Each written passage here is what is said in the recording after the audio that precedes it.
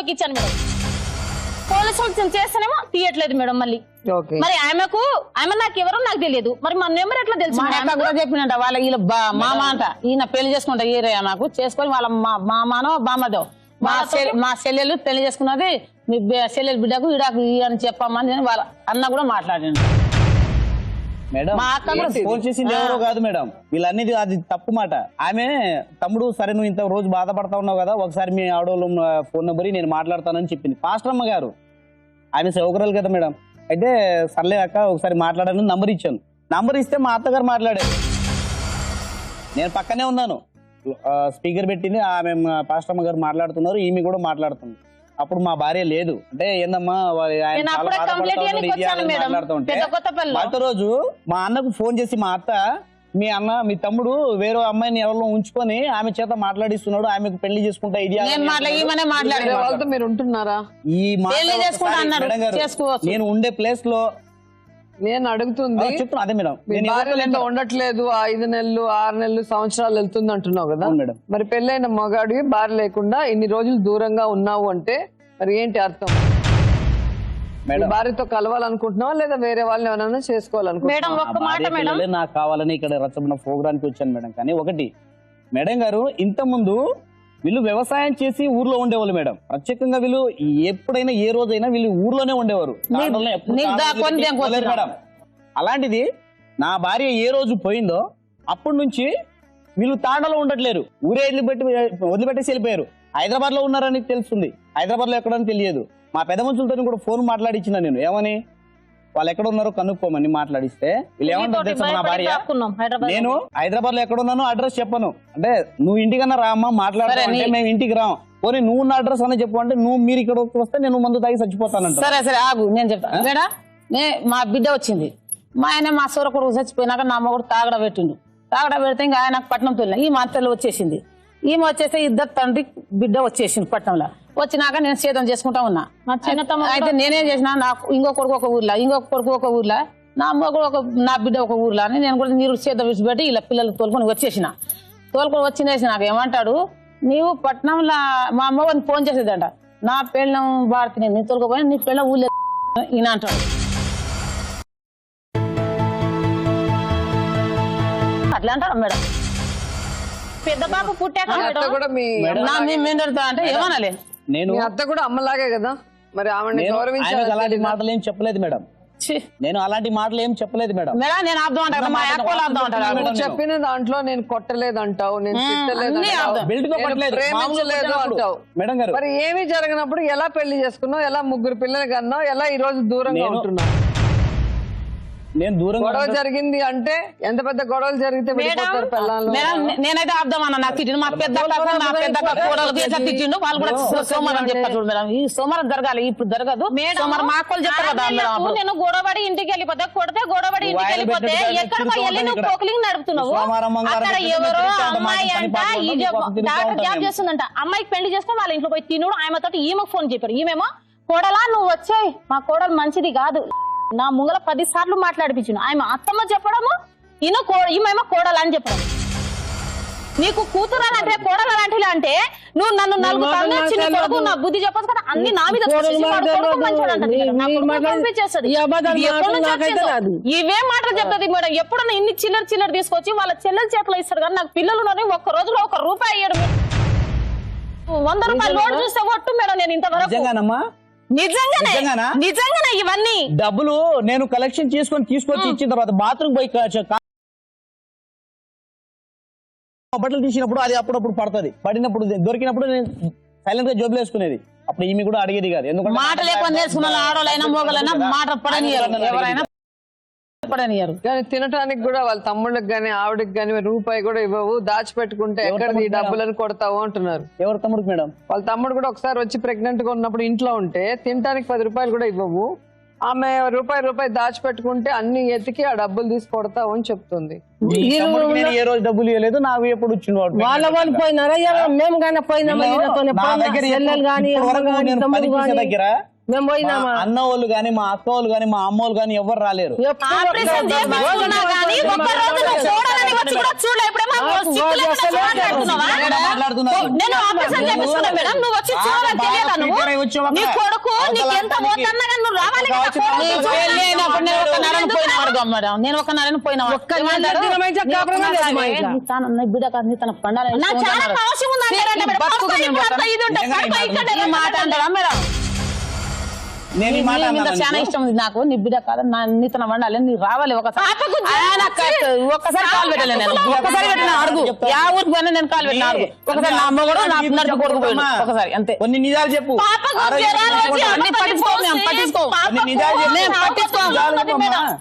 ఆడపిల్ల పాపకు జ్వరం వచ్చి అవతల్లి పోసి చాబతుకులో ఉన్నది మేడం. నేను ఫోన్ చేశాను, రా ఇట్లా డబ్బులన్నా పంపి అంటే నా దగ్గర ₹1 లేదని మీ వాళ్ళు పెట్టారు. ఆయన కట్నాలు ఇచ్చి అలసిపోయారా అని చెప్పిండు.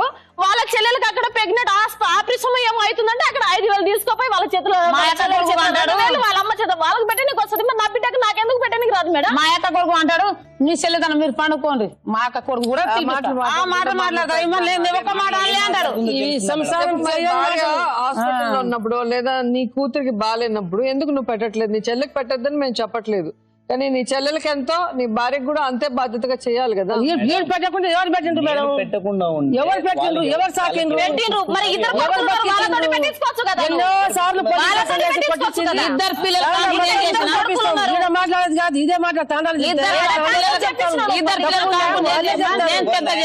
కొట్లాడినట్లు కాదు. సో ఇప్పుడు ఏం కోరుకుంటున్నావు అమ్మా?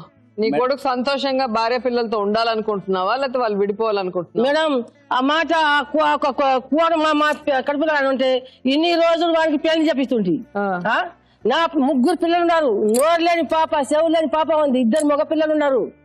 అసలు నా కొడుకు పుట్టిన వాళ్ళు ఉన్నారు. అది ఉన్న వానికి ఇష్టం, పోయిన ఇష్టం. నా కొడుకు, నా కోడలు, నా పిల్లలు నాకు కావాలి అని నా ఇష్టం. నా పిల్లలు నాకు కావాలి, నా పిల్లలు కావాలని వాడి ఇష్టం.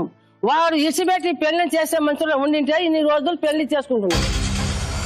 ఎన్ని సంవత్సరాలు అయింది దూరంగా ఉంటూ?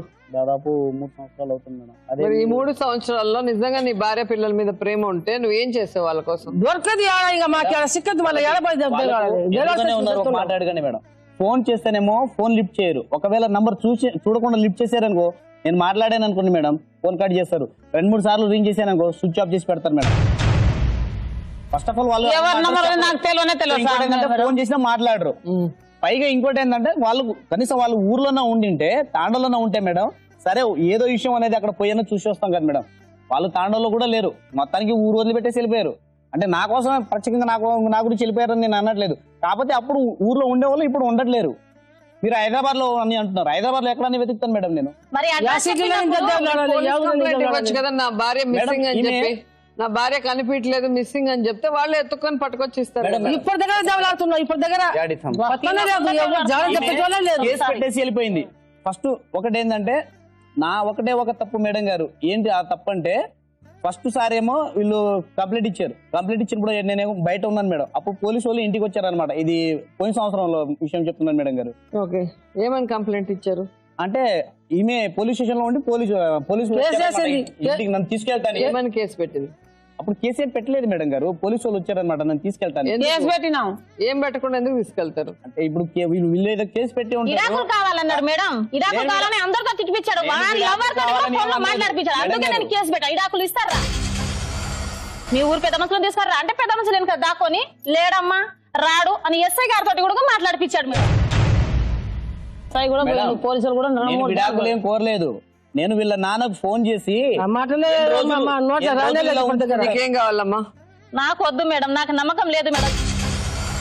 కింద పండ పెట్టి గొంతు మీద కాలేసి తొక్కుతే నాలుక ఇంత పెద్ద బయటకు వస్తుంది మేడం, కానీ ఈ ప్రాణం పోవట్లేదు. నీకు ఎవరు కాదు, నేను నీకు ఎవరు అని చెప్తాడు మేడం. నా పిల్లల కూడా పిల్లలకి ఇట్లా కాలు 2 కాలు ఇట్లా చేతిలో పట్టుకొని మస్తు కొడతారు మేడం. ఇట్లా తిప్పి వేస్తారు మేడం పిల్లలకు. నాకు వద్దు మేడం, నన్ను పంపిస్తారు. నాకు అవసరం లేదు మేడం, నాకు భర్త అవుతుంది. నా పిల్లలకు నాకు ఏదైనా దారి. పిల్లల్ని ఏం చేద్దాం అనుకుంటున్నాం? చచ్చిపోతే ఏం చేయాలి మేడం? ఈ వయసులో భర్త చచ్చిపోతే బతకలేమా మేడం? బతకలేమా? అడుకొ తిననే సాక్కుంటాను కదా తల్లి అనేది. సరే ఇతని దగ్గర నుంచి మరి తండ్రి కదా, ఆ పిల్లలకి లభించాల్సిన ప్రేమ లభించాలి కదా, వాళ్ళకు కూడా తండ్రి కావాలని ఉంటుంది కదా. అడగండి మేడం, ఆ పిల్లలు ఒప్పుకోరు మేడం, కొడతాడు, మేము రామని భయపడతాడు మేడం పిల్లలు. ఇంతవరకు ఆమె అంటుంది కదా గొంతు మీద అంతసేపు తొక్కినప్పుడు నాలుగే బయటకు వచ్చిందంటే మనుషులు ఏమైనా బతుకుతారు మేడం గారు? మీరు చెప్పండి. 5 సంవత్సరాలు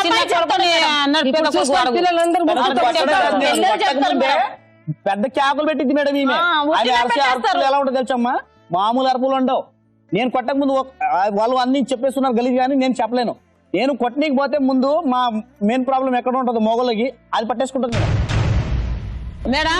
ఈడ ఏం తెలియదు కానీ మా తాండాల ఉగాది తర్వాత వస్తున్నాడు, మా తాండాలు కోరుతారని వస్తాడు ఈయన అంతే. తల్లిదండ్రుల్ని కాదని ముక్కు మొహం తెలియని పరిచయమైన మరి నరసింహ నాయక్ కోసం అతను పని చేసే దగ్గరికి వెళ్లిన లలిత ఈ రోజు అతను వద్దే వద్దు, అతను నన్ను చంపేస్తాడు అని భయపడుతుంది అంటే ఎంతవరకు నిజం?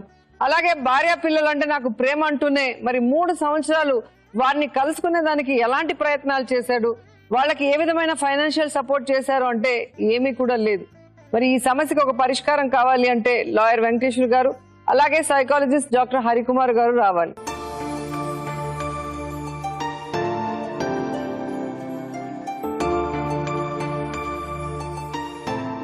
ఇద్దరు ఇష్టపడ్డారనేది అర్థమవుతుంది, ఎందుకంటే పెళ్లి చేసుకుని 3 పిల్లల్ని కన్నారు. సో ఈ రోజు అతను వద్దే వద్దు నాకు అని అమ్మాయి అంటుంది. భర్త చనిపోతే బతకలేమా, అలాగే అనుకుని నేను బిచ్చమైన ఎత్తుకోగలను అమ్మాయి అంటుంది. కానీ ఎలాగో ఉన్నాడు కాబట్టి ఏదైనా ఫైనాన్షియల్ సపోర్ట్. అతనేమో నాకు భార్య పిల్లలు ఇష్టం అంటాడు, మరి ఏం చేసావు వాళ్ళ కోసం అంటే నా దగ్గర లేరు అంటారు. ఎక్కడున్నా కూడా చెయ్యాలనుకుంటే చెయ్యొచ్చు. సో మరి ఈ సమస్యకి పరిష్కారం ఏంటి? ముందుగా మనం లలితను తీసుకుంటే లలిత నిర్ణయించుకొని వచ్చేసింది. అంటే ఒక నిర్ణయం తీసుకుంది ఏంటంటే నాకు నా భర్త వద్దు, నేను నా పిల్లలతో ఉండాలి అన్నటువంటి పటిష్టమైనటువంటి నిర్ణయానికి ఆమె రావడం జరిగింది. ఇది లలితకు సంబంధించినటువంటి విషయం. అయితే ఆమె చెప్పినటువంటి అంటే కేసు ప్రజెంట్ చేసినప్పుడు ఆమె మోపినటువంటి అభియోగాలన్నిటినీ మనం నమ్మాల్సినటువంటి అవసరం లేదు. ఎందుకు నమ్మాల్సినటువంటి అవసరం లేదంటే భర్తగా అతను ఆయన బాధ్యతని, నరసింహ నాయక్ తన బాధ్యతని విస్మరించి ఉండొచ్చు, తాగి ఉండొచ్చు, లేదా కొట్టి ఉండొచ్చు. కానీ ఈమె చెప్పినటువంటి స్థాయిలో మాత్రం కొట్టడం అన్నది కాస్త ఆలోచించదగినటువంటి విషయం. ఎందుకంటే ఆమె కొన్ని సంఘటనలు ఎలా చెప్పిందంటే బెల్ట్ విరిగిపోయేటట్టు కొట్టడం జరిగింది. కింద పడిపోయి అంటే ప్రెగ్నెంట్ గా ఉన్నప్పుడు కింద పడిపోయి దొర్లి ఆ దెబ్బలు భరించలేక దొర్లేటటువంటి పరిస్థితి ఏర్పడింది. అన్ని ఒళ్ళంతా కూడా వాతలు వచ్చాయి. చుట్టుపక్కల వాళ్ళందరూ కూడా చూశారు. కొట్టి ఉండొచ్చు, కానీ మరి బెల్ట్ విరిగిపోయేటట్టు కొట్టడం జరిగి ఉంటే తప్పకుండా ఆమె ఆ రోజే ఆ దగ్గరలో ఉన్నటువంటి పోలీస్ కంప్లైంట్ ఇచ్చింది. ఆమె ఇవ్వకపోతే చుట్టుపక్కల ఎవరైతే చూసారో వాళ్ళు తప్పకుండా పోలీస్ కంప్లైంట్ ఇస్తారు. అయితే కొట్టి ఉండొచ్చు, కొట్టలేదని నేను అన్న. ఎందుకంటే భార్య అనేటటువంటి స్త్రీని కొట్టడం రాక్షస కొట్టలేదు, ఆమె ఏదన్నా చేసినప్పుడు మాత్రం కొట్టాను. ఎందుకంటే భార్య అనేటటువంటి మహిళ పైన కొట్టేటటువంటి అధికారం మాకుంది, జన్మత మాకున్నటువంటి హక్కు అనేటటువంటి ఆలోచనలోని పురుషులు ఉండడం చాలా దురదృష్టకరమైనటువంటి విషయం. లలిత ఎక్కడ కూడా అతను కొట్టినట్టుగా కానివ్వండి, అతను హింసించినట్టుగా కానివ్వండి, అతని పైన ఏమి కంప్లైంట్స్ వేయకపోవడం మనకు అనుమానాన్ని కల్పిస్తుంది. అయితే ఒక కంప్లైంట్ మాత్రం ఈ మధ్య కాలంలోని ఆమె ఈయన పైన నమోదు చేయడం జరిగింది. అది కూడా 498A, అంటే ఏదో కోరి ఆమెని శారీరకంగా హింసించడం జరిగింది అని. ఏమి కోరింది అంటే ఆమె కేసులో ఏం చెప్పిందంటే నాకు 20 లక్షలు 30 లక్షల కట్నం వచ్చేది, వాళ్ళ అమ్మ కూడా నా కొడుక్కి కట్నం వచ్చేది, నువ్వే అనవసరంగా చేసుకున్నావు అని చెప్పేసి నన్ను బాధించేవారు కనుక కట్నం మీద అతనికి చాలా మోజు ఉంది కాబట్టి నన్ను కట్నం గురించి కొట్టారు అని చెప్పేసి ఆమె 498A కేసు వేశారు. ఆ కేసు పెండింగ్ లో. ఇది లలితకు సంబంధించినటువంటి కేసు. అంటే ఆమె చెప్పినటువంటి ప్రతి అభియోగం కూడా నేను ఇక్కడ నమ్మాలని నేను అనుకోవట్లేదు. చాలా సింపుల్ ఇష్యూస్, చిన్న చిన్న గొడవలు ఏమైనా జరిగి ఉండొచ్చు, ఆ గొడవలకే వదిలివేయాలి, తల్లితో ఉండాలి. ఎందుకంటే ఇక్కడ ఒక్క విషయం గమనించాలి, నరసింహ నాయక్ మోపినటువంటి అభియోగాన్ని మనం ఇగ్నోర్ చేయకుండా ఉంటే, అంటే మనం పట్టించుకుంటే అంటే ఏ విధంగా అంటే ఆమెదంటూ ఏమీ లేదు, సొంత ఆలోచన అంటూ ఈ లలితకి ఏమీ ఉండదు. వాళ్ళ అమ్మ ఏం చెప్తే, అంటే అక్క అని పిలుస్తాడన్నారు ఆయన, ఆమె ఏం చెప్తే ఆ విధంగా ఈమె ప్రవర్తిస్తుంది అనేటటువంటి మాట అభియోగాన్ని అతను మోపాడు. కాబట్టి అది కానీ మనం కన్సిడర్ చేస్తే తప్పకుండా వాళ్ళ మదర్ తోని ఉండాలి, ఇంకో ఈయనతోని కలిసి ఉండాలనేటువంటి ఇంట్రెస్ట్ ఆమెకి లేదు. ఆమె వద్దు అని నిర్ణయించుకుంది, ఈయనతో నేను ఉండను అని నిర్ణయించుకుంది. ఇక్కడ మనకు చెప్పడమే కాదు, 3 సంవత్సరాలు జరిగింది అంటే భర్తను వదిలేసింది, వైవాహిక జీవితాన్ని వదిలేసింది, తన బిడ్డలతో బ్రతుకుతున్నది ఆవిడ. మరి అటువంటి ఆమె ఎందుకు ఇతను నన్ను హింసకు లోను చేశాడు కాబట్టి ఇటువంటి భర్తతోని నేను జీవించలేను, వైవాహిక జీవితాన్ని గడపలేను అని ఆమె ఎందుకు విడాకుల కేసు అప్లై చేయలేదు? Section 13(1)(1) of Hindu marriage act కింద ఆమె విడాకులకి అప్లై చేయాల్సింది. ఈ రోజు మటుకు కూడా ఆమె విడాకులకి అప్లై చేయలేదు. అంటే ఆమె అతన్ని వదిలిపెట్టదు, అతను వేరే వివాహం చేసుకునేటటువంటి అవకాశాన్ని కల్పించదు. అంటే ఆమె అతనితో జీవించదు, అతని జీవితాన్ని వేరే విధంగా సరిదిద్దుకోవడానికి అవకాశం కల్పించదు. అంటే ఇట్ ఈస్ నథింగ్ బట్, నిజం చెప్పాలంటే అతను ఈమె పట్ల శారీరక పరమైన హింస కంటే ఈమె అతన్ని మానసికంగా హింసించింది అని చెప్పవచ్చు. ఎందుకంటే 3 ఏళ్ల జీవితాన్ని, వైవాహిక జీవితాన్ని అతను కోల్పోవడం జరిగింది. అంటే ఇది ఓన్లీ ప్యూర్లీ నేను లీగల్ ఆస్పెక్ట్ తో మాత్రమే చెప్తాను. ఎందుకంటే వీళ్ళిద్దరు ప్రెజెంట్ చేసినటువంటి ఇష్యూస్ లోని దేనికి కూడా మనకి ఎవిడెన్స్ లేదు. కొట్టారు అని చెప్తే కొట్టిన దానికి మన ముందు ఒక మెడికల్ రిపోర్ట్ లేదు. ఆమె ప్రతిసారి కూడా వదిలేసి వెళ్ళిపోతుంది, తన బాధ్యతను విస్మరిస్తుంది అంటే అతని దగ్గర కూడా ఏమీ ఎవిడెన్స్ లేదు. పోనీ అతనేమైనా బాధ్యతాయుతమైనటువంటి వ్యక్తి అంటే ఆ మొదటి బిడ్డ చెవులు వినిపించవు, మాట్లాడడానికి రాదు, మరి ఆ బిడ్డకు అతను ఏం చేశాడు తండ్రిగా అనేటువంటి ప్రశ్న మనకు తెలియదు. అడిగితే నా దగ్గర లేరు కాబట్టి నేనేం చేయలేదు. నరసింహనాయక్ కేసు చాలా బాగా ప్రెజెంట్ చేశారు. మీరు ఒకటి గమనించాలి, ఆయన లాంగ్వేజ్ కానివ్వండి, ఆయన ప్రెజెంట్ చేసేటటువంటి విధానం కానివ్వండి, ఎక్కడ కూడా మనకి అతనిలోని ఒక కన్నింగ్నెస్ కనిపించలేదు, ఎక్కడ కూడా అవమానించేటటువంటి ప్రవర్తన కనిపించలేదు, ఎక్కడ కూడా మనకి అగ్రెసివ్నెస్ కనిపించలేదు. ఇవన్నీ నేను ఎందుకు చెప్తున్నానంటే అతను మెచ్చుకోవడానికి చెప్పట్లేదు. ఈమె మోపినటువంటి అభియోగము, ఆ సైకో అనేటటువంటి కాండక్ట్ అతనిలో మనము చూడకపోవడం. ఈ రోజు కూడా నా భార్య, నా పిల్లలు కావాలి,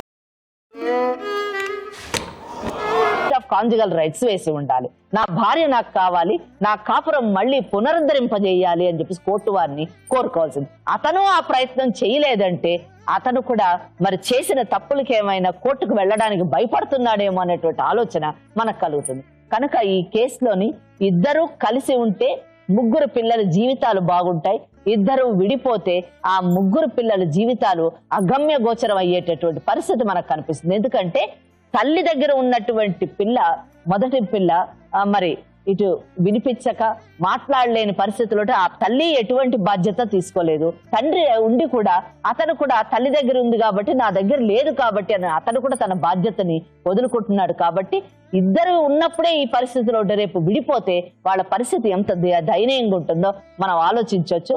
మనకంటే కూడా వాళ్ళిద్దరే ఎక్కువగా ఆలోచించుకొని ఒక నిర్ణయానికి వస్తే బాగుంటుంది అన్నది నా నమ్మకం. మెయింటెనెన్స్ ఇవ్వాల్సినటువంటి బాధ్యత భర్త పైన, తండ్రి పైన ఉంది అని మన చట్టం చెప్తుంది. పెళ్లికి ముందు ఉండే అట్రాక్షన్ పెళ్లి తర్వాత ఎక్కడికి వెళ్తుందో తెలియదు.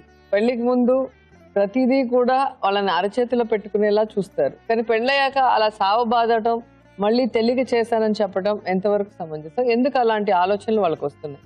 రెండోది, ఆ పాపకి 10 సంవత్సరాలు, చెవులు వినిపించదు, మాటలు రాదు, మనం ఏమైనా హెల్ప్ చేయగలమా? తప్పకుండా అమ్మా. ఇక్కడ ప్రభుత్వ ఈఎన్టీ హాస్పిటల్లో తెలిసినటువంటి డాక్టర్స్ కు చెప్పి ఆమెకు కావాల్సినటువంటి స్పీచ్ థెరపీ కావచ్చు, ఒకసారి అసెస్ చేసిన తర్వాత, ఒకసారి చూసిన తర్వాత అమ్మ అది మీకు సహాయం చేస్తామమ్మా.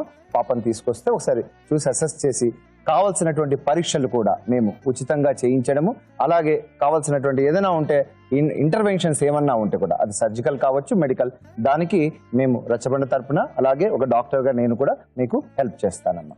ఇక రెండవది, మీరేమన్నారంటే పెళ్లికి ముందు చాలా అన్నీ బాగుంటాయి, తర్వాత వచ్చేసి అన్ని పొరపాట్లే కనిపిస్తాయి అంటే పూర్తిగా ఒక మనిషిని మనం అర్థం చేసుకోలేం. అందుకే రిలేషన్షిప్స్ లో 7 జన్మల బంధం అనేసి, ఇది 100 ఏళ్ల బంధం అని ఇలా మనం చెప్తూ ఉంటాం.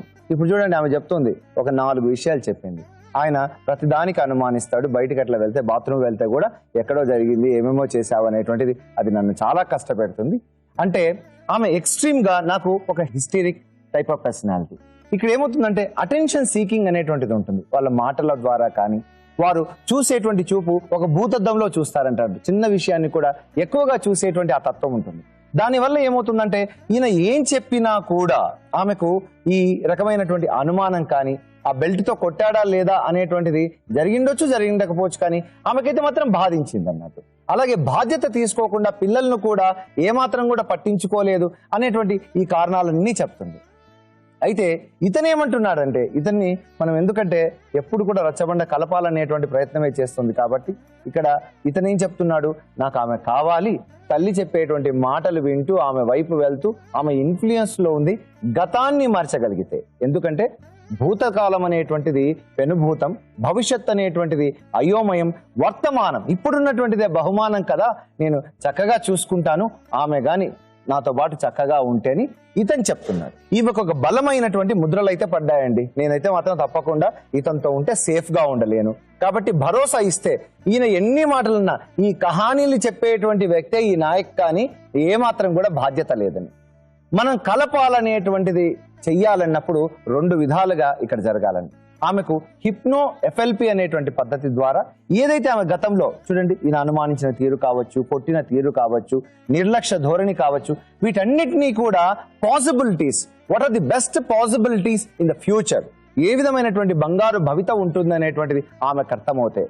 ఇద్దరు మారితే పిల్లలు నా మనోళ్ళు మనోరాలు చక్కగా ఉంటారు కదా, వారి భవిష్యత్ అనేటువంటిది మీ అత్త చెప్తున్నారు. మీరందరూ నాటకాలే ఉండొచ్చమ్మా, ఇక్కడ చూడండి నాటకాలే ఉండొచ్చు, కానీ మీ వారు కొట్టేటువంటి స్వభావం, అతనికి బాధ్యత లేనటువంటి దాన్ని మీరు అంటున్నారు చూసారా హింసిస్తున్నాడని. నేనైతే on this occasion I want to say one thing, హంస మార్గము అన్నాడు గాంధీ మహాత్ముడు కూడా. హింస పోవాలంటే హంసను చేపట్టాలన్నారు. ఇతనికి ఆ విధంగా అతనిలో ఆ మాడిఫికేషన్స్ తీసుకొని వస్తే ఇతను మాట్లాడేటువంటి మాటల తీరు గమనించిన, ఎందుకంటే లాయర్ గారు కూడా చెప్పారు ఆ మాటల తీరు ఇవన్నీ కూడా ఎస్ ఏమైనా ఉండొచ్చు సార్, నేనైతే మాత్రం ఇప్పుడు బాధ్యత తీసుకుంటాను, మారుతాను అంటున్నాడు. కాబట్టి ఒకవేళమ్మ నీవుగాని అనుకుంటే, ఎందుకంటే మేము ఎప్పుడు కూడా సపోర్ట్ చేయము, మీ యొక్క ఫీలింగ్స్ అగైనెస్ట్ గా మేము వెళ్ళమని ఇక్కడికి చెప్పం, కానీ మీరు తప్పకుండా ఇతన్ని మార్చేటువంటి విధంగా, మీకు అనుగుణంగా ఉండేటువంటి విధంగా, మీ పిల్లలకు కావాల్సినటువంటి బాధ్యత చేపట్టేటువంటి విధంగా ఇతనిలో మార్పు తీసుకొని రావచ్చు. అలాగే నేనైతే మాత్రం మీరు ఒక్క విషయం అండి, ఆమెను హిప్నో ఎఫ్ఎల్పి చేసినప్పుడు నాకైతే అనిపిస్తుంది పర్సనల్ గా, నాకైతే because I have seen many cases, ఇటువంటి కేసెస్ లో ఆమె ఒక్కసారి చూడగలిగితే పిల్లలు ఎంత బాగా ఆరోగ్యంగా ఇంప్రూవ్ అవుతారు, ఇతను మారితే ఎలా బాగుంటుంది అనేటువంటిది ఆమె కానీ నమ్మకం కలిగితే ఈ కుటుంబాన్ని కలపవచ్చని నాకు అనిపిస్తుంది. సార్ పండుగకు 4 రోజులు పోయేసినా ఏమేం తప్పు చేశావని కొట్టాడు. మరి 3 సంవత్సరాలు ఉంది, ఇప్పుడేం చిత్రహింసలు పెట్టాడా? ఇప్పుడు నన్ను బాగా చూసుకోవడానికి గ్యారంటీ ఏముంది? నేను వెళ్ళను మేడం, నేను వెళ్తే ఆ నైట్ నా ప్రాణం తీసుకుంటాను, నా ప్రాణం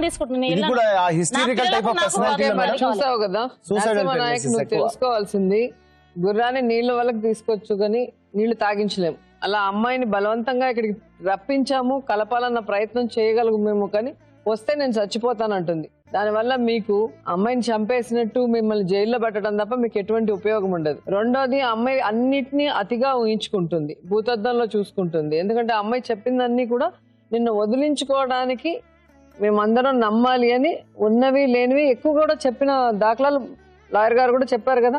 కొన్ని జరిగిందంటే ఒక 20% జరిగితే 100% చెప్పింది, అది మాకే అర్థమవుతుంది. అండ్ ఈరోజు అమ్మాయి నీతో వచ్చి సంసారం చేయాలి అన్న ఆలోచన 1% కూడా లేదు. ఇంత జరుగుతుంటే కూడా అమ్మాయి మొహం చూసావు కదా, చాలా చిరాగ్గా, చాలా అన్ఈజీగా, అసలు నిన్ను చూడటానికి కూడా ఇష్టపడకుండా ఎప్పుడు అయిపోతే వెళ్ళిపోదామా అన్నట్టుంది. అంటే వాళ్ళ అమ్మ ట్రైనింగ్ లో ఆ అమ్మాయి హ్యాపీగా తన ఇష్టం వచ్చినట్టు ఉందామని ఫిక్స్ అయిపోయింది. ఇప్పుడు నీకో మీ అమ్మకో ఆన్సరబుల్ గా, ఒక కోడలిగా మీ అత్తకి అన్ని చెప్పాలి, మొగుడికి అన్ని చెప్పాలి, భార్యగా వీళ్ళు ఇచ్చిందే తినాలి, వీళ్ళు చెప్పినట్టు వినాలి అనే ఆలోచన నుంచి బయటకు వెళ్ళిపోయింది. 3 సంవత్సరాలు మీకు దూరంగా ఉన్న తర్వాత అమ్మాయి ఫ్రీ బర్డ్ అయిపోయింది. సడన్ గా ఇప్పుడు మళ్ళీ ఆ బంధాల్లోకి రావాలంటే అమ్మాయికి నచ్చట్లేదు. కాబట్టి ఆ అమ్మాయిని నువ్వు తీసుకొని వెళ్ళినా కూడా నువ్వు సుఖంగా ఉండలేవు. కాబట్టి ఒకటి వాళ్ళకి విడాకులు ఇచ్చేసి ఆ పిల్లలకి ఒక తండ్రిగా నీకు పుట్టారు కాబట్టి నీ బాధ్యతగా వాళ్ళకి నువ్వు ఫైనాన్షియల్ సపోర్ట్ ఏం చేయగలవో అది చేస్తే నీకు బాగుంటుంది, ఆ పిల్లలకి బాగుంటుంది. ఎందుకంటే ఆ పిల్లలు తప్పు చేయలేదు, మీ ఇద్దరు ప్రేమించుకొని పెళ్లి చేసుకొని మీ సంతోషానికి వాళ్ళని కనేసి ఇప్పుడు మీరు కొట్లాడుకొని విడిపోయి ఆ పిల్లలకి అన్యాయం చేస్తున్నారు. కనీసం వాళ్ళ భవిష్యత్తు అన్నా బాగుండాలి, వాళ్ళు కొంచెం 4 మెతుకులు తినాలి, మంచి స్కూల్లో చదవాలి అంటే వాళ్ళకి నువ్వు ఏం చేయగలవో అది చెప్పు. నా మనస్సాక్షిగా చెప్తున్నాను, నేను నా భార్య పిల్లలే నాకు కావాలని అనుకుని మాత్రమే వచ్చాను. ఒకవేళ తను నా మీద చిరాగ్గా ఉంది కదా, నేను కూడా తన మీద అంతే రియాక్షన్ తీసుకున్నట్లయితే నేను ఈ పాటికి ఇంకో సంసారం పెట్టేసుకుని ఉండేది. మెయింటెనెన్స్ ఇవ్వాల్సినటువంటి బాధ్యత భర్త పైన తండ్రి పైన ఉంది అని మన చట్టం చెప్తుంది. దాన్ని మేం కాదు, ఎవరు మార్చడానికి లేదు, దానికి విరుద్ధంగా చెప్పడానికి లేదు.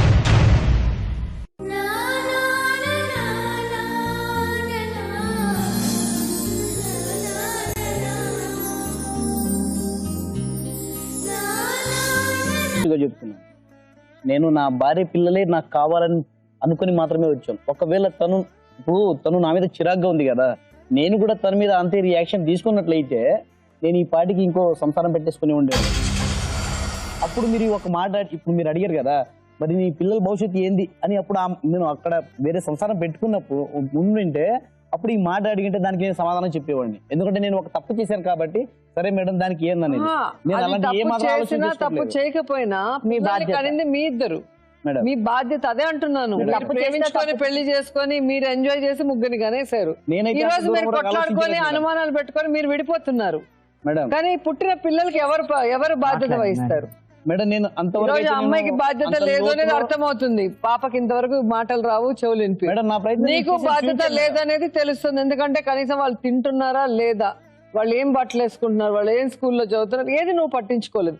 సో నీ భార్యకి ఎంత బాధ్యత లేదో నీకు కూడా అంత బాధ్యత లేదనేది అర్థమవుతుంది.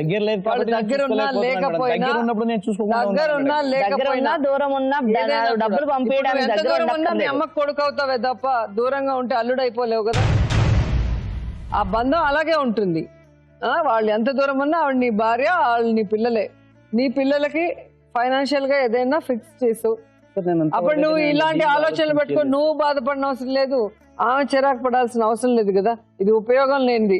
ఎందుకంటే అమ్మాయి ఆన్సర్ చాలా స్టబన్ గా ఉంది. మేము మాక్సిమం ఇక్కడికి వచ్చిన వాళ్ళని కలపడానికే ప్రయత్నిస్తాం. ఎందుకంటే జీవితం అనేది సంతోషాలతో కూడుకున్నది. చిన్న చిన్న కష్టాలు అందరి కుటుంబాల్లో ఉంటాయి, కానీ ఆ కష్టాలను ఎలా సరిదిద్దుకోవాలని ఇద్దరు కూర్చొని మాట్లాడుకోవాలి. అంతేగాని ఒకరొక చోట ఉంటే ఆ సమస్య పెరిగి పెద్దదైపోయి దూరం పెరుగుతుందే తప్ప ఎక్కడా కూడా సమస్య పరిష్కారం అయ్యేదానికి లేదు. సో ఇక్కడ మీ ఇద్దరికి కుటుంబం మీద, సంసారం మీద కానీ, సమాజం మీద కానీ ఏది కూడా మీకు గౌరవం లేదు, ఏది భయం కూడా లేదనేది అర్థమవుతుంది. ఎందుకంటే ఒక ఆడపిల్లగా ఉన్నింది, అమ్మ నాన్న కాదని నీతో లేచిపోయి వచ్చేసింది, మళ్ళీ నిన్ను వదిలేసింది, మళ్ళీ అక్కడికి వెళ్ళింది, మళ్ళీ వాళ్ళ మాట వినకుండా మళ్ళీ నీతో వచ్చింది, మళ్ళీ పుస్తకాలు తీసి నీ మొహాన్ని కొట్టింది, మళ్ళీ పోయి ఇప్పుడు అక్కడ ఉంది. అమ్మాయి ఎప్పుడు ఎలా ఉంటుందో అమ్మాయికి అర్థం కావట్లేదు. నువ్వు అలాగే ఇష్టం ఉంది అంటున్నావు, బుజ్జగిస్తున్నావు, తీసుకెళ్లి 4 రోజులు బాగుంటున్నావు, మళ్ళీ ఉతుకు కొడుతున్నావు. మళ్ళీ అమ్మాయి వెళ్ళిపోయాక నీకు అమ్మాయి విలువ తెలుస్తుంది, మళ్ళీ అమ్మాయి వెనకంటే పరిగెత్తున్నావు, మళ్ళీ అమ్మాయిని బుజ్జగించుకొని తెచ్చుకుంటున్నావు. సో తప్పులు ఇద్దరు చేశారు. కానీ ఈరోజు నువ్వు కావాలనుకుంటున్నావు, ఆవిడ వద్దనుకుంటుంది.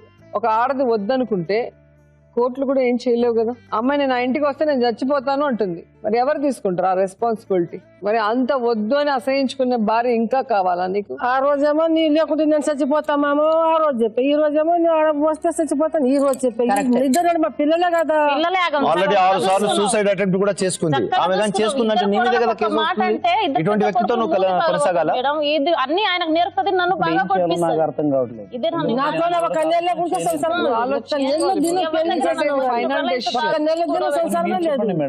ఒక నెల దినం ఎవరైనా కూడా భార్య పిల్లలు ఇష్టం ఉన్నా లేకపోయినా ఒక బంధం ఏర్పడిపోయిన తర్వాత నీ రెస్పాన్సిబిలిటీ వాళ్ళకి నువ్వు ఫైనాన్షియల్ గా సపోర్ట్ చేయాలి. మొత్తానికి నాకు విడాకులు కావాలి, నువ్వు సిటీలో తీసుకునేలు నాకు కావాలనే కాన్సెప్ట్ ఇవ్వాలని లేదండి. మీరు మెయింటెనెన్స్ పిల్లలకి ఇవ్వాలి, ఆస్తి ఇవ్వాలని లేదు.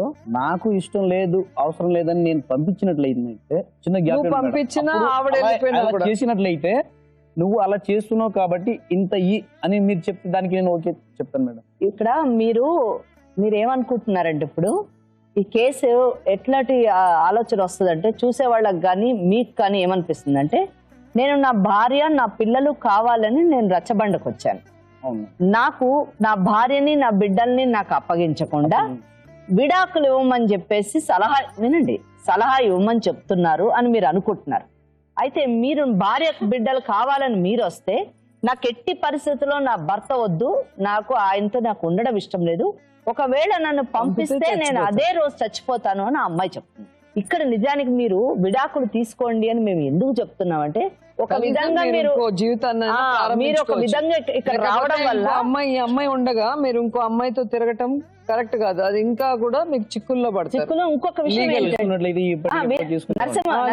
చాలా ప్రాబ్లమ్స్. నరసింహనాయక్ ఇంకో విషయం ఏంటంటే ఇక్కడ మీరు వచ్చినందుకు కంప్లైనెంట్ గా తప్పకుండా మీకు మేము ఏమైనా న్యాయం చేయాలి, ఇరుపక్షాలకి న్యాయం జరగాలి. కాబట్టి ఇక్కడ ఒకవేళ మీరు రాకుండా ఉంటే, విడాకులు తీసుకోకుండా ఉంటే, ఆ అమ్మాయి విడాకులు ఇవ్వదు మీకు. ఆమె ఏ రోజు కోర్టులో కేసు వేయదు, విడాకులు తీసుకోదు. మీకు విడాకులు రాదు, కొత్త జీవితం ప్రారంభించడానికి అవకాశం ఉండదు. పైగా ఆమె వేసినటువంటి 498A చుట్టూ మీరు తిరుగుతూ ఉండాలి. మీరేమంటున్నారు, నా అంతటి నేను వచ్చి నేను విడాకులు ఇస్తాను అని అంటే అప్పుడు మీరు మెయింటెనెన్స్ కట్టమని అడిగితే ఒక సమంజసంగా ఉంటది. అంతేగాని నేను నా భార్య పిల్లలు కావాలని అన్నప్పుడు మెయింటెనెన్స్ ఎందుకు ఇమ్మని అడుగుతున్నారు అంటున్నారు. ఇక్కడ మీరు కావాలన్నా వద్దన్నా ఆమెకి ఆమె బిడ్డలకి మెయింటెనెన్స్ ఇవ్వాల్సినటువంటి బాధ్యత భర్త పైన తండ్రి పైన ఉంది అని మన చట్టం చెప్తుంది. దాన్ని మేం కాదు, ఎవరు మార్చడానికి లేదు, దానికి విరుద్ధంగా చెప్పడానికి లేదు. కనుక మీ కేసులో బెస్ట్ థింగ్ ఏంటంటే ఆమెను తీసుకెళ్లి బలవంతంగా ఆమె మీ ఇంట్లో చచ్చిపోయి ఇంకొక క్రిమినల్ కేసు మీ మీద వేసుకునే కంటే వద్దు అనుకున్న వ్యక్తితోని శాంతియుతంగా ఇద్దరు కలిసి మ్యూచువల్ కన్సెంట్ అంటే పరస్పర ఆమోదంతో ఇద్దరు విడాకులు తీసుకోండి. 13B. మీరు ఎంత ఎదురు చూస్తున్నారు? ఆస్తి రాయండి, పిల్లలకు ఏమన్నా ఆస్తులు రాయండి. అంటే ఇల్లు కాకుండా ఇంకేమన్నా ఉందా ఆయనకి? నేల గేలు ఏమన్నా ఉందా? పొలం ఏమన్నా? పొలం ముగ్గురు కలిసి 5 ఎకరాలు ఉంది. ముగ్గురు వాళ్ళు అన్నతమ్ములు. ఊరు దగ్గర ఒక అందరికి వచ్చినట్టు భాగం ప్లాట్ ఉంది. ఇక్కడ సిటీలో ఒక ఇల్లు కొన్నాడు. అవైతే ఉన్నాయి, నాకు ఇంతవరకు అయితే చూపెట్టలేడు. ఏమి ఇవ్వగలవు అబ్బా? మేడం గారు, నా పిల్లలు నాకు కావాలి, నా పిల్లలు నాకు కావాలి చాలు. ముగ్గురు పిల్లల్ని ఇచ్చేస్తే నా ముగ్గురు పిల్లలు నేను పోషించేస్తావా? ముగ్గురు పిల్లలు ఎట్లా ఇస్తాను? నేను ఇంకో మొగం చేసుకుంటున్నా మేడం. ఆయన అయితే ఇంకో భార్యను చేసుకుని ఇంకో మొగుడు చేసుకోలేనప్పుడు ఆయన చేసుకున్న 3 ఏళ్ళు వెయిట్ చేస్తాడు. 3 ఏళ్ళు లేకపోయినా ఎదురు చూస్తున్నాడు కదా. చాలా ఉంది మేడం, అవన్నీ తెలుసలేడు కానీ మేడం. నేను పక్కన తప్పు చేసినటువంటి నా గొంతు కోసిస్తాను మేడం. సరే, నీకేం కావాలో చెప్పుకుంటారు ఫైనల్ గా. నువ్వు వద్దంటున్నావు, ఆయన కావాలంటున్నాడు. భార్య పిల్లలు భూమి ఎంత వస్తుందో ముగ్గురు అన్నతమ్ములు పొత్తులో భూమి అంతా రాదమ్మా.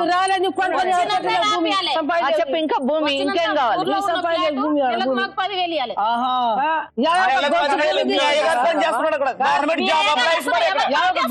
పెళ్లి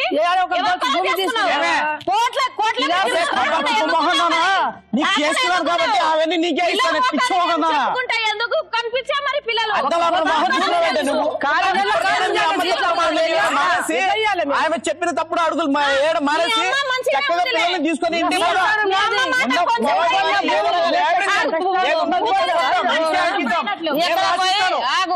ఆను ఆను ఆను.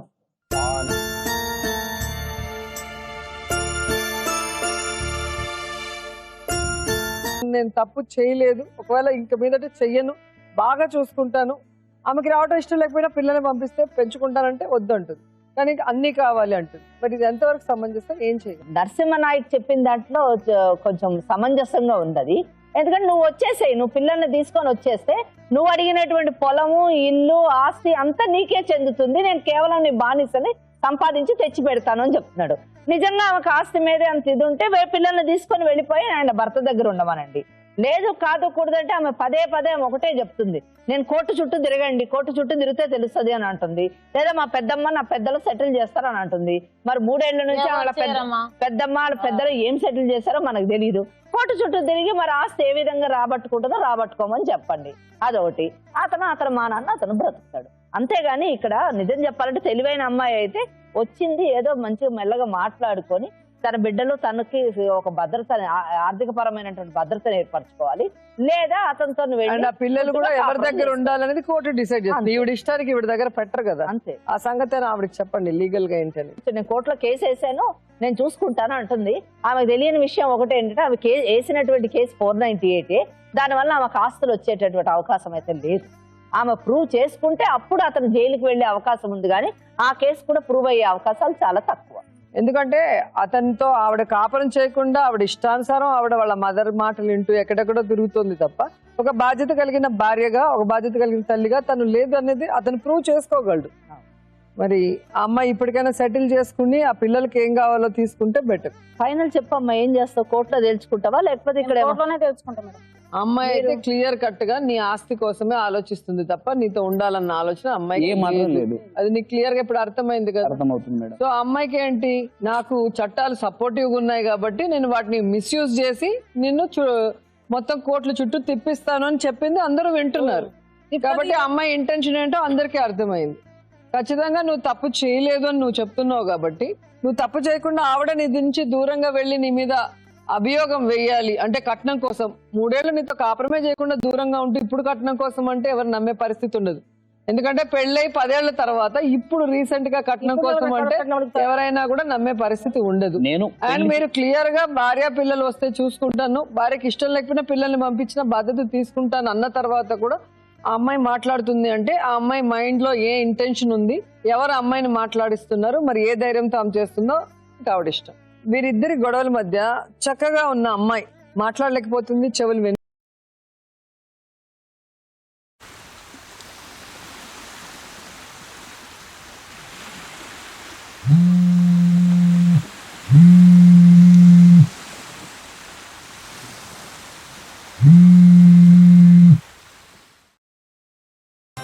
దయచేసి వినండి.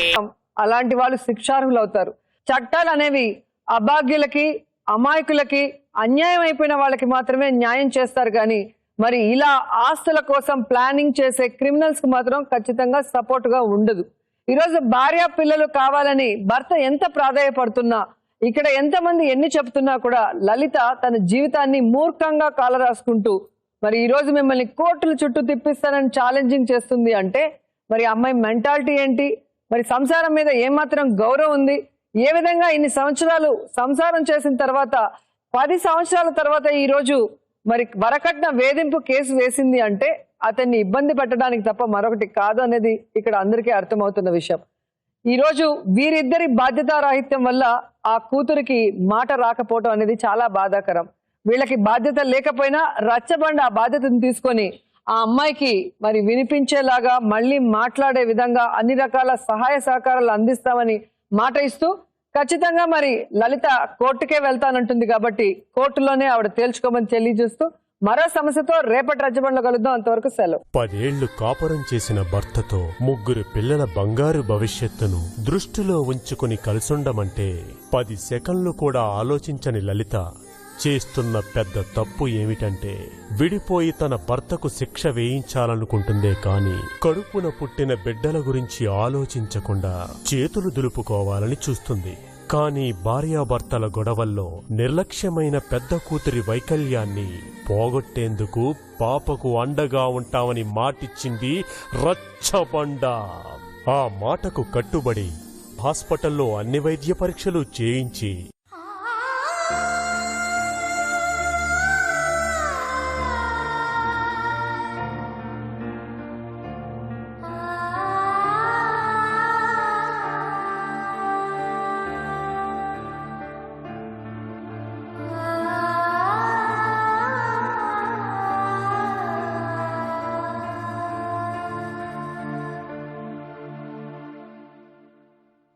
భవిష్యత్తులో ఆ పాపకు మాటలు వచ్చేందుకు ఫౌండేషన్ ఆధ్వర్యంలో దాదాపు 10 లక్షల ఖరీదైన ఆపరేషన్ చేయించేందుకు సంకల్పించిన మనసున్న వేదిక ప్రయత్నాన్ని అర్థం చేసుకుని హాస్పిటల్లో తిరిగి తన పిల్లలతో సహా భర్తతో కలిసుంటానని మాటిచ్చింది లలిత.